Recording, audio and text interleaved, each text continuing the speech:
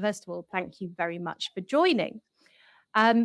We have Jon Keating, VP EMEA of HighRadius. Now, HighRadius is an award-winning receivables and treasury software. And you deal with a lot with AI technology as well, don't you, Jon? Yes, we do. We started with machine learning, and then we use a lot of AI throughout our products. And more recently, we've graduated to using something called autonomous, which actually takes over completely from user intervention and actually acts on behalf of the user. So it's an even more exciting development, but all underpinned by AI. Okay, all underpinned by AI. But even, and this is one of the conversations that happens a lot, that even with AI and machine learning, you're still very much focused on the people in your organization. Yes, and of course, not just our organization, but in particular the organizations who are our customers. And I think what's often missed and has become even more prevalent actually during the last 12 months of the impact of COVID is that, in fact, a lot of what we do is remove the boring, automated, very manual tasks that people have to do, which they don't find particularly rewarding, and which take up a lot of time. And actually, through the use of AI, is identify where they can spend their time to add more value to their organization, but actually potentially it's also more interesting for them as well. So there are lots of benefits in AI. It's not all about replacing people. Yeah, not all about replacing people. I mean, you guys, you're an award-winning firm. You work with big Fortune 1000 companies across the globe. And so one of the things that I want to know, because we met a year ago and I worked with your team, and the reason why I wanted to talk to you was because of just the way that you actually worked with me and made sure you were so thorough about what I was going to do with you and your team and how we work together. But you were so focused on them and how they worked. But it made me curious about your story as a leader and what has brought you here and what challenge you've had. So could you tell us a bit about what you would say your leadership style is and what's influenced that style the most on your journey? Yes, so there's quite a few different threads there. So if I miss any of them, then remind me. In terms of our clients, in fact, we work with companies of all size. So we work with companies that are, I say, at the small to medium end of business, but right up to some of the largest companies in the world. So it's a full spectrum of companies that use our solutions. In terms of my journey, I guess I would summarize very simply. Actually, I started in sales, in technology, and I enjoyed it because the pace everything moved, and also it felt very meritocratic, and it was also very varied and flexible. And then I graduated through sales into different sales leadership, and then management and executive roles, and to the current role I'm in as general manager for HighRadius in EMEA. I think in terms of, it's always hard to say what's my style, and other people always have a better perspective. I think what I've always tried to do is first of all, set clear expectations and make sure that myself and the people I'm leading, we have a mutual understanding as to what it is we're trying to achieve. And then we have a very open, honest dialogue along the way in terms of where there are any gaps or where we're not meeting each other's expectations. And then I believe in giving people enough freedom to get on and do their job, knowing what's expected of them and knowing that there's enough touch points along the way that if things aren't quite working, we pick them up and then we course correct. And for me, that combination of, I think, clarity on both sides of what we're trying to do, but also on the other time, then giving people the freedom to get on and do it has I think, served me reasonably well. And that's probably how I would summarize, what I think my style is. You said that your style was, it was your perspective, your opinion. So what would your team say? I would I would hope that they would say the same. there, and I think in terms of, I guess the other question was, my influences along the way. I think the biggest thing is, I think, is always to be learning. And if I look back now, when I first moved into management roles back in, a long time ago, 20 plus years ago, I really thought I knew everything, and I was a fantastic manager within days. And I look what I think I am today, which is a much more accomplished manager than I was then. And I think, God, how could I have been so crazy to think that I knew it all 20 years ago? And so I think that's the biggest thing that I've found, is just the willingness to always believe that you can keep learning, keep developing, and particularly the industry I'm in, then, where technology is our focus.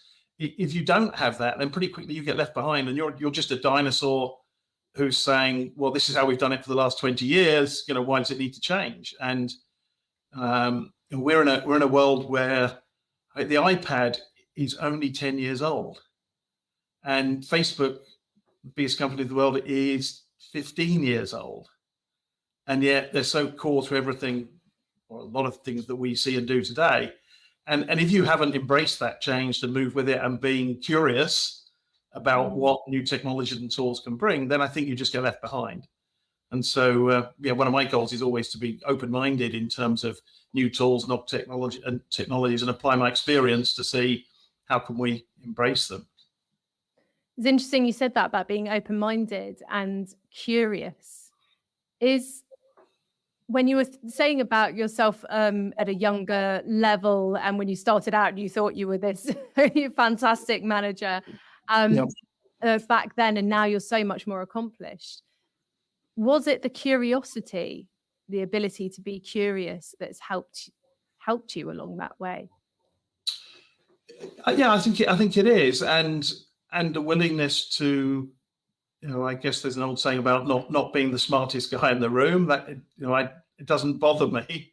I think I have other attributes to bring, and therefore it's always being curious, being willing to understand other people's perspectives, take them on board, be willing to consider.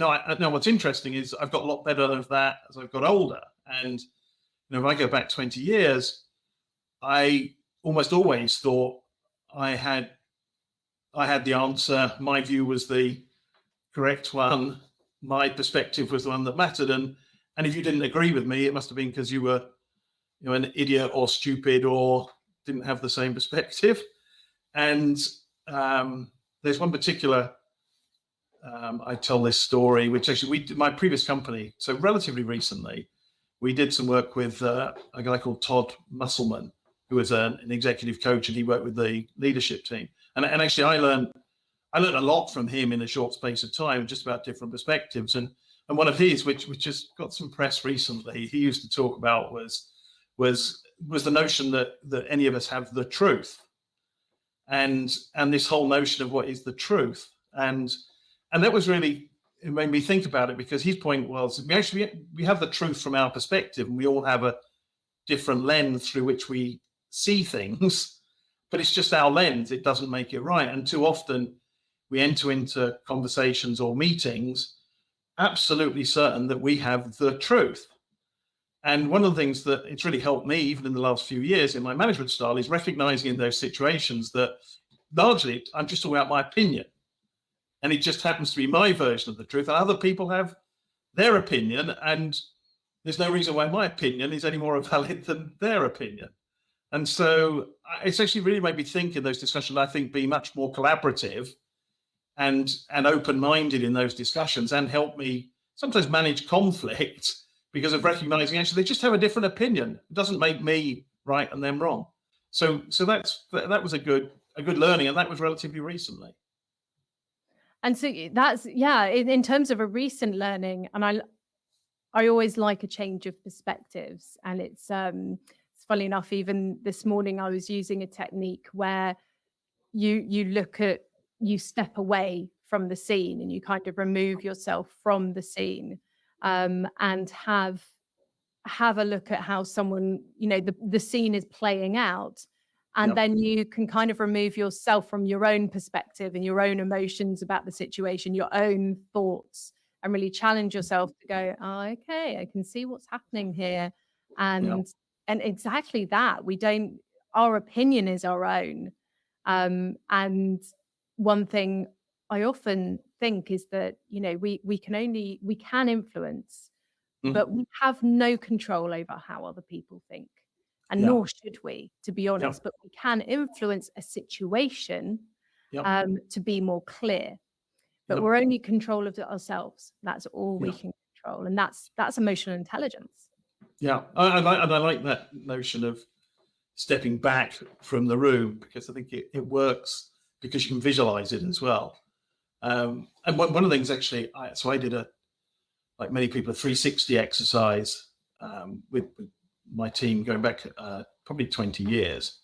And one of the things I was horrid about, one of the bits of feedback that it's still in my mind, is the fact that they thought that I often came to meetings with my mind already made up. And I went through the charade of asking their views before deciding the answer, which is what I had already predetermined. And I was horrified. And I was horrified because I realized they were largely right. And that's exactly what I was doing. And it's something that has consciously stayed with me since, is actually not being biased in my views, being open-minded, being prepared to change my view, listening to other people, trying to understand their perspective, and being willing to change my perspective, even if I'd gone in with a particular bias or angle, being willing to change it. And I think this was another one of the phrase "strong opinions loosely held."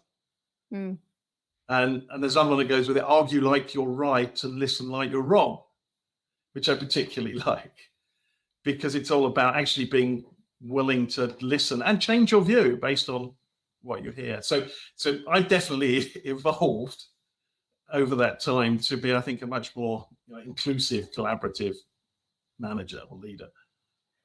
Yeah, if you were going to go back to that version of yourself who thought they were right, and would there have been anything to be that would have changed your mind right then and there, or has it been the culmination of? I mean, if you'd have met Todd before or had those things then and there, would you have fostered that? That's a very good question.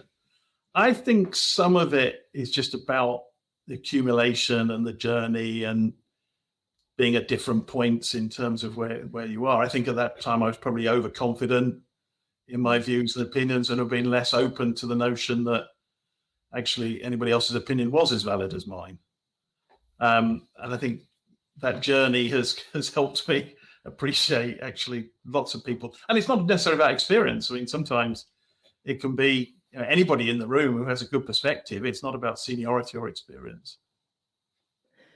And that actually nicely segues me to the next question, which I had for you, which what have been the biggest lessons? I mean, you've already actually covered quite a few in terms of remaining curious, going into a situation, realizing that you can both be right and it's not necessarily the truth, and you can also still be wrong, and having that vulnerability, I suppose, or that being humble to, to the prospect that you might not be right all the time. But in terms of leading a global team, because that was one of the things that, especially when last year when I met you and the team, it was the prospect of the fact that you were global. And when I work with other clients, this can actually be a big challenge in melding cultures together. And I was wondering what your biggest lessons have been, or your challenges, and what you've learned from them, or what solutions you've seen.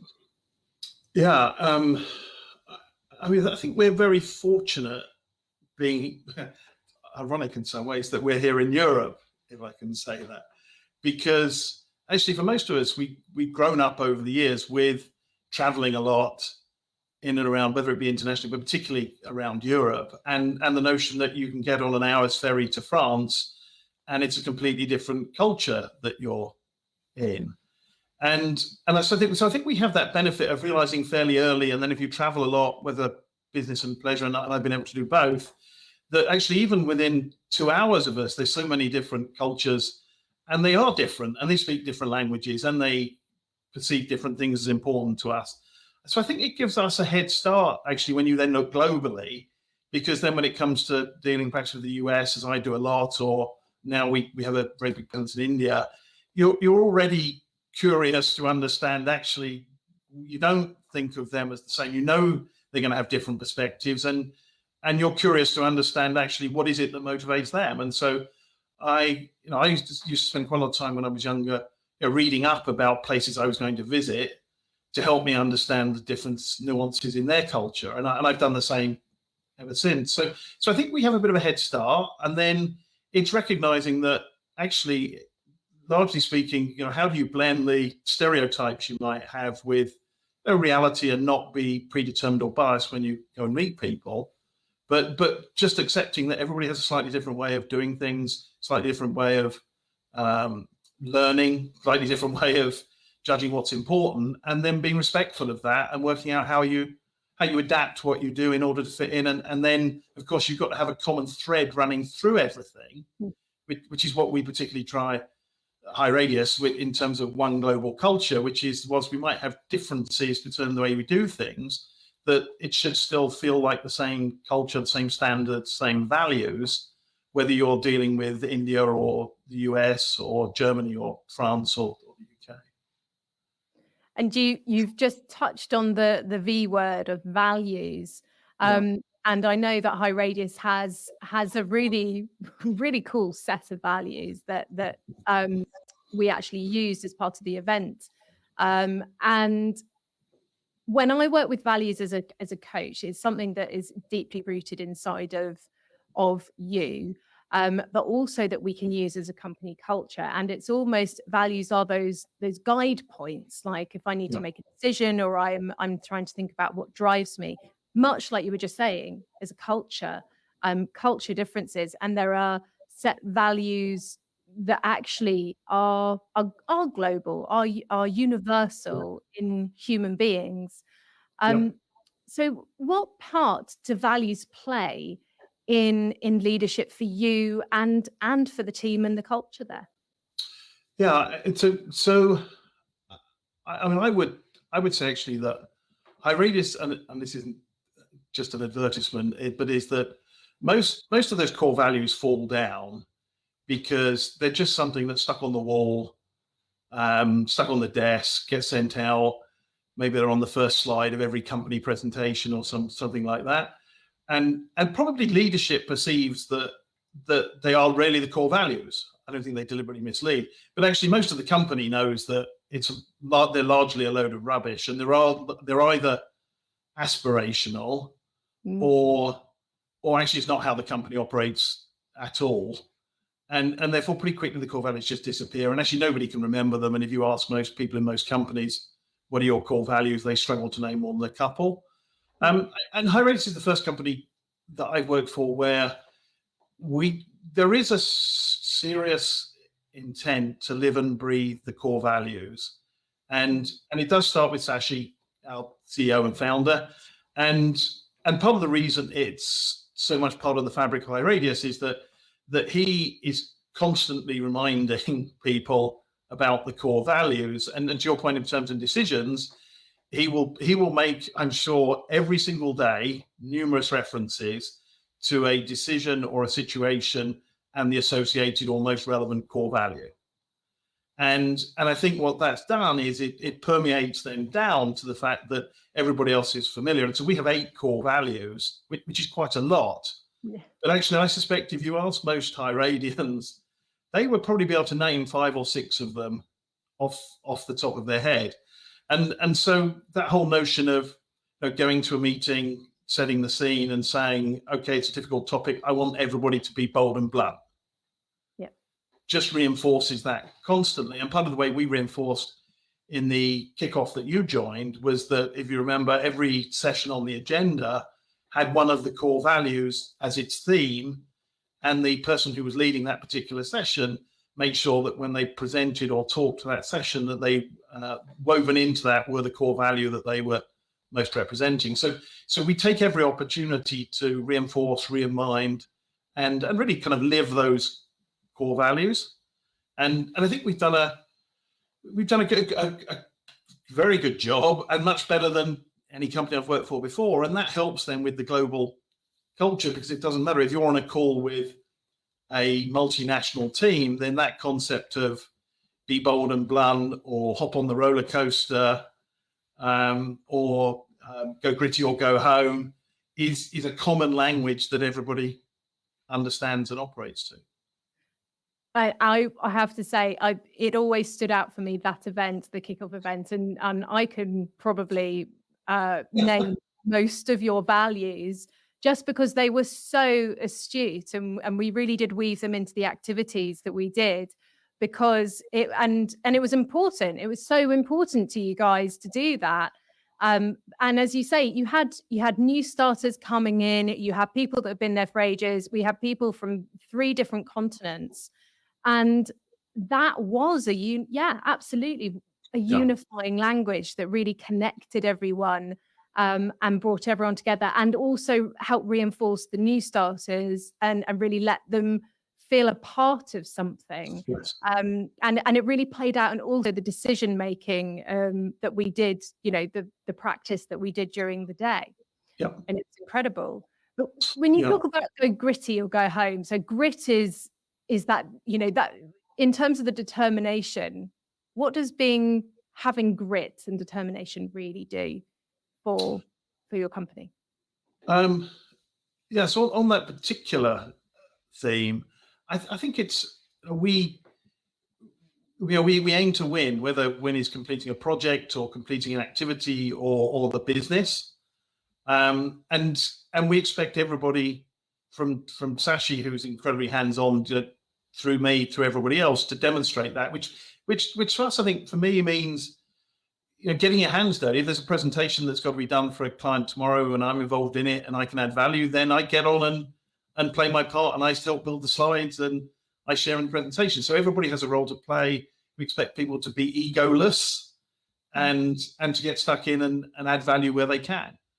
And so, one example last year when the COVID impact hit, and of course that first sort of April to June financial quarter, everybody, the world was stopping, everybody was going into contingency planning mode, and what did it mean in terms of costs and budgets, and as we did as well, because it was prudent to do so.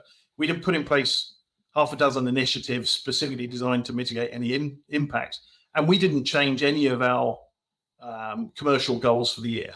We said we're going to stay focused on hitting our commercial goals. We're not going to give ourselves an excuse. We're going to stay focused on those goals. And in fact, in the end, we didn't quite make them, but we very nearly did. And I'm sure if we'd lowered them, we'd have done a lot less. But we stayed focused on the fact that we had commercial goals to hit, and we were going to hit them. And I think that's how it kind of pervades itself, I think, across the company. That's fun. And as you say, just that benefit, it's not just, it's for any situation as well. It's there to weather any storm that comes. We've certainly been in a storm for the past year. Exactly. Well, fantastic. This is all incredible, incredible information. And we've got a lot of value out of this. So I'm going to say thank you so much for coming on and speaking to us today and sharing your journey. And do connect. Well, can we connect with you? Can we find you, or should we look up HighRadius in terms of looking out for where you guys are and what you do? Of course. I mean, as always these days, the best place to find me is on LinkedIn. So yeah, by all means, follow me. Do link and connect if you'd like as well. So please do. Perfect. Thank you so much, Jon, and everyone. I'm going to say goodbye. Please do let us know what the best thing from this session was. What are you going to take away with you? Because that's the whole point, isn't it? It's for you to really think, hear the stories of leadership, hear the stories. Here's Jon's story, and go, what can I take away from this to really make myself more impactful, more effective? What ideas can we help overall to really create a better culture globally, and be more effective leaders? So thanks so much, everybody, and we'll see you again next week. And thank you, Alex, for giving me this opportunity.